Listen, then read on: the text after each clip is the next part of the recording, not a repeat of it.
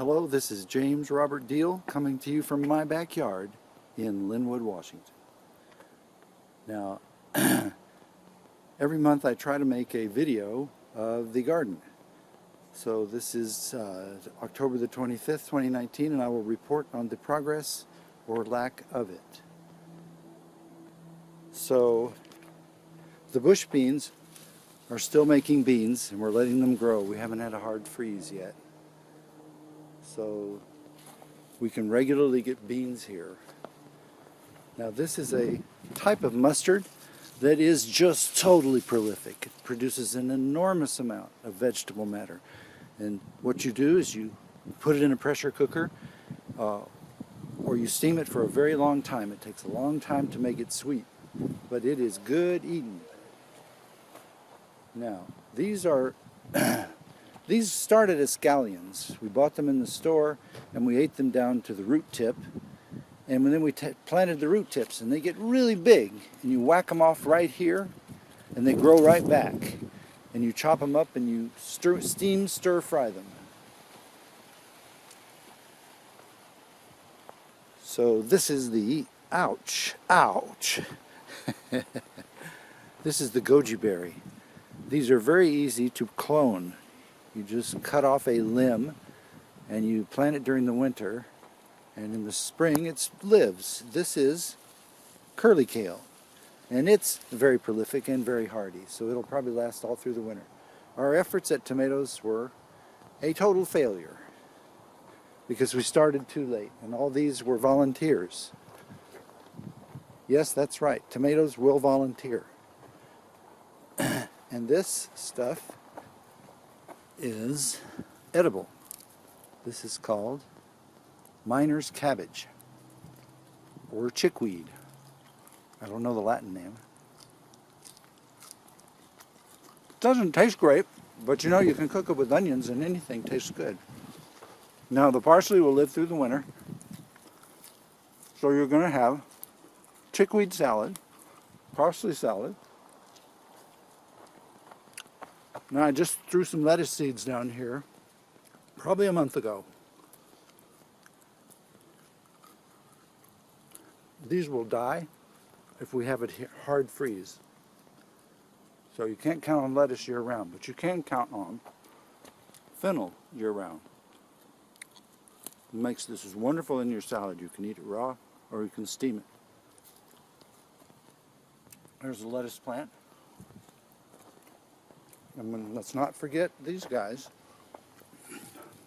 They're edible and they're tasty. This is mint. You can eat them raw. And this is borage. You just eat the flowers. You don't eat the leaves. If you eat accidentally a few of them, it's okay, but it's slightly toxic. But the flowers contain essential fatty acids and are very good for you. And they'll come back every year, but they die during the winter. This is another type of mustard, probably hardy. These mustards are still going strong. Now I'm going to go through and weed out weeds, but I will leave all of the chickweed here. With scissors you can just trim these off.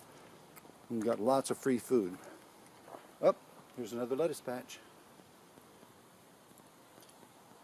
And it's good to leave an old fennel plant to go to seed, because it will drop its seeds and you'll have volunteers. So the thing about fennel is it won't grow, it doesn't tend to grow where you try to get it to grow, but it'll grow in odd places where it decides to grow.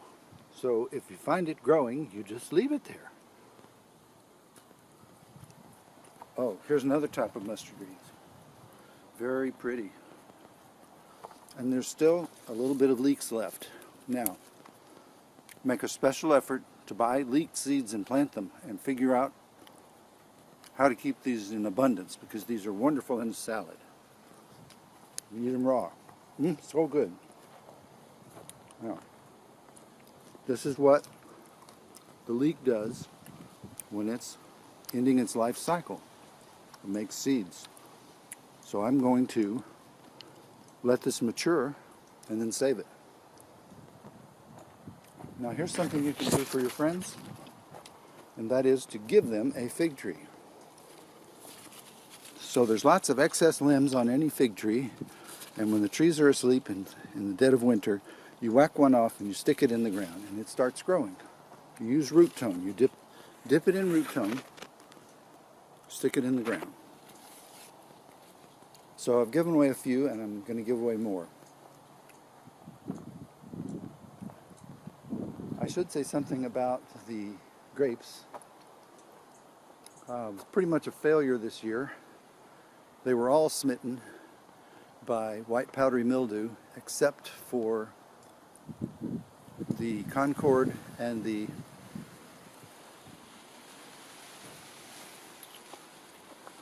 this one here, McCampbell. Those are both American grapes. My favorite, the Mueller-Thurgenau, the one that's so prolific, was smitten as well. So I'm going to have to learn how to mix sulfur and spray it on my plants. It's something, I think the reason why wines often have sulfites is they use sulfur to combat the white powdery mildew, which comes in like a plague in September. But you can see this is a heavy producing vine, and the abandoned grapes there, and the birds ate some of the grapes. So the grapes were a failure this year. Now probably this is all too compact, not enough air coming through it. This is a mulberry tree. It's a very dominating form of tree. It's the merry-go-round, the mulberry bush.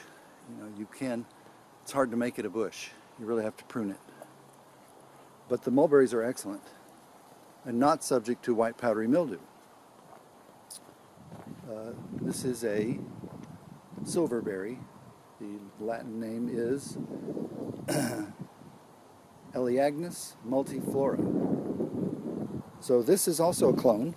I cut it off of another one and just stuck it in the ground with root tone. So the berries are wonderful eating, and this plant next year will probably produce 200 or 300 or 400 silverberries. And they're not subject to any mildew or other diseases. This is alligator kale, also known as Italian kale. And as you're making dinner, you typically will pick the leaves on the bottom, because the plant will abandon those bottom leaves anyway. And so you'll end up with these very tall but healthy Italian kale plants in July. That's when they'll go to seed. So they're biennials. They'll get you into the next year when the new plants will have plenty of time to come up. See, more volunteer tomatoes. Even the ones that get red don't even taste good. I wonder about the green ones.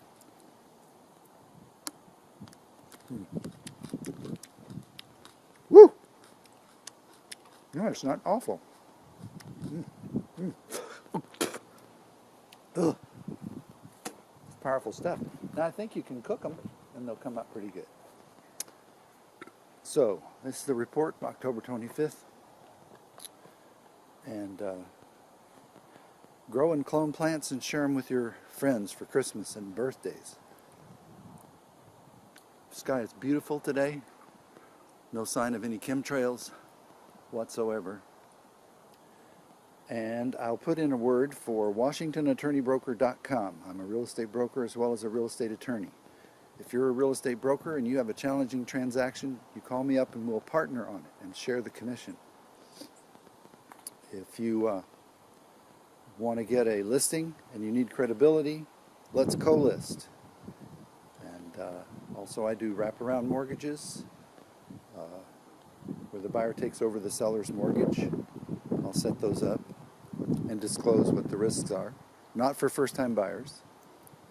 And I'm also recruiting attorneys to become real estate brokers like I am. You can make more money, and therefore you can deliver more service to your customer.